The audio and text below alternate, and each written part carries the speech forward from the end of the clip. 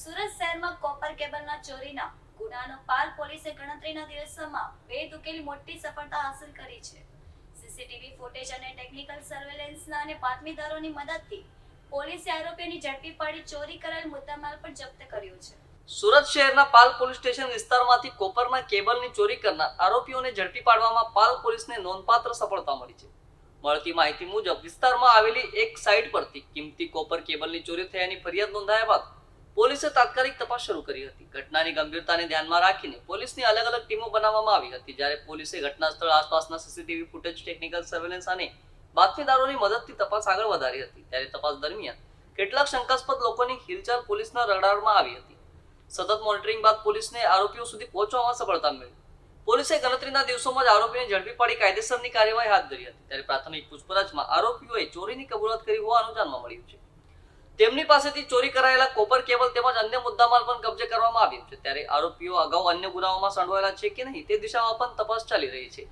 પાલ પોલીસની આ ઝડપી અને અસરકારક કામગીરીને કારણે સ્થાનિકોમાં સુરક્ષાની લાગણી મજબૂત બની છે અને પોલીસ દ્વારા સમગ્ર ગુનાનો ભેદ ઉકેલી આગળની કાર્યવાહી હાથ ધરવામાં આવી રહી છે. આ કામગીરી પાલ પોલીસની સતર્કતા અને કાર્યક્ષમતાનું ઉત્તમ ઉદાહરણ બની રહી છે. पुलिस कमिश्नर सर सूरत शहर, अधिक police commissioner sir sector 2 Surat शहर तथा नायब पुलिस कमिश्नर सर ઝોન 7 સુરત શહેરનાઓની સૂચના અનુસાર પોલીસ સ્ટેશન વિસ્તારમાં નોંધાતા ગુનાઓ જે છે એની અંદર મહેનત કરીને ડિટેક્શન લાવવા માટે તથા આરોપીઓને પકડી પાડવા માટે જે સૂચના આપવામાં આવેલ હતી તે અંતર્ગત પાલ પોલીસ સ્ટેશનની અંદર ચાલુ માસમાં ચોરીના 2 બનાવો નોંધાવા પામેલ હતા. જેની અંદર વિગત જોઈએ તો બાંધકામની સાઇટ ઉપરથી જે અર્થિંગ સહિત અલગ અલગ કામગીરી માટે વપરાતા કેબલ જેની અંદર કોપર જેવી ધાતુનો ઉપયોગ થતો હોય એવા અલગ અલગ પ્રકારના કેબલ્સની ચોરીની 2 ઘટનાઓ સામે આવેલ હતી. પાલ પોલીસ સ્ટેશનને આ અંગે જાણ થતા તેઓ અલગ અલગ 2 એફઆઈઆર નોંધીને કુલ 43,55,000 જેટલી રકમનું જે ચોરી કેબલના વાયરોની ચોરી થઈ હતી તે અંગે જરૂરી કાર્યવાહી હાથ ધરી હતી.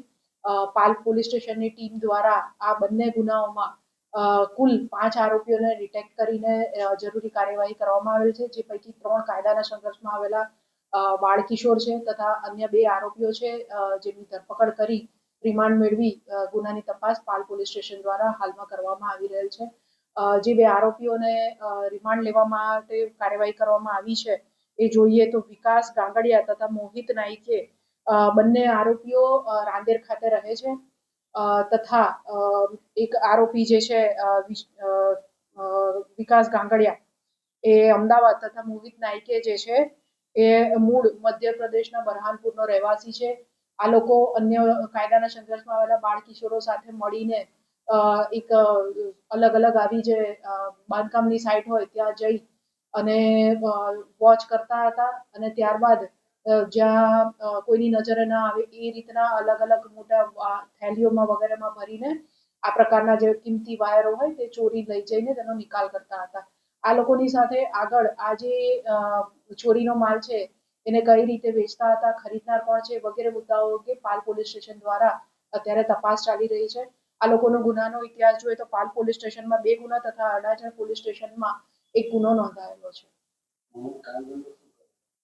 આ લોકો નાની ઉંમર ધરાવે છે તથા કોઈ જ કામ ધંધો કરતા નથી, જેથી પોતાને થોડા ઘણા પૈસા જે ખર્ચ માટે જોઈએ એના માટે આ લોકો આ પ્રકારની બાંધકામ સાઇટ્સ જે હોય જ્યાં આગળ કોઈ પ્રકારનું બાંધકામ ચાલતું હોય એવી જગ્યાઓએ જઈને રેકી કરીને આ પ્રકારના કેબલની ચોરી વાયરોની ચોરી કરે છે.